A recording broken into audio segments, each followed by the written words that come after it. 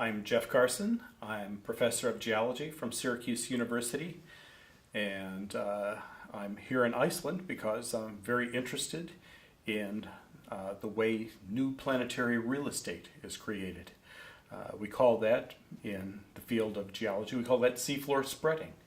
And Iceland's famous for seafloor spreading. It's a place where the lithosphere plates, the outer shell of the Earth, is being pulled apart, and as it's pulled apart, new material rises from deep inside the Earth and makes new sections of the Earth's surface.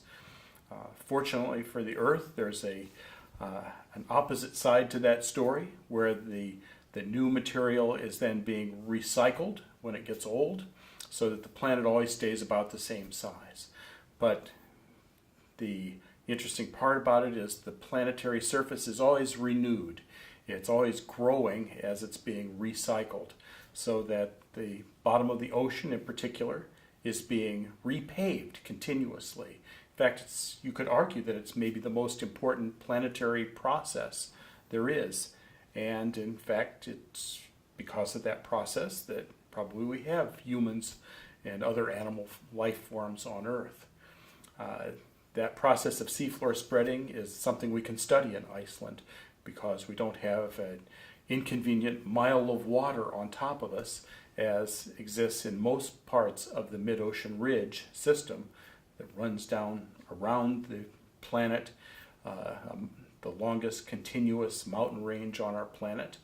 And it comes to the surface in Iceland because it's a hyperactive magmatic system here.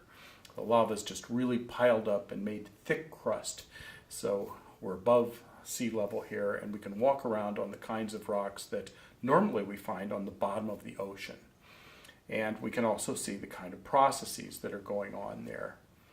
The important processes that are going on, which really are the things that define my scientific career, are studying the relationship between magmatism, that is making new magma, melting material deep in the earth and bringing it to the surface and constructing that new crust of the earth, and the competing process of tectonic or mechanical deformation, that is pulling the outer shell of the earth apart and stretching and breaking it.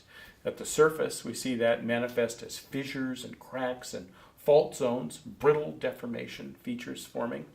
And deeper, where the rocks are hotter, they can flow and be slowly pulled apart without fracturing.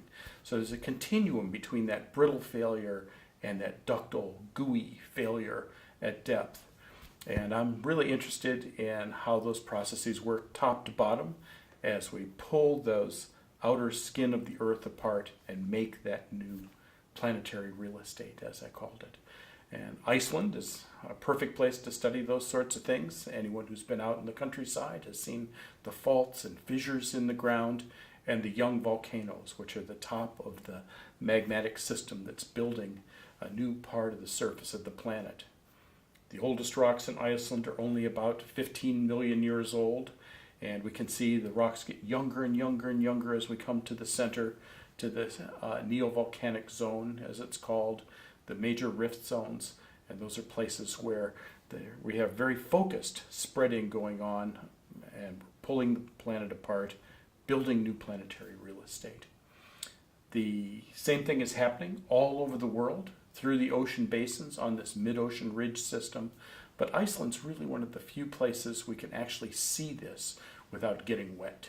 Well, we get wet from the weather, but we don't have to go down to the bottom of the ocean in a small submarine, as I've done in a lot of my research, or use remotely operated vehicles to study the bottom of the ocean. We can do it directly. We can look at the rocks, we can handle them, we can take any sample we want, we can examine the details of fault zones, and that's something it's very difficult to do on the bottom of the ocean.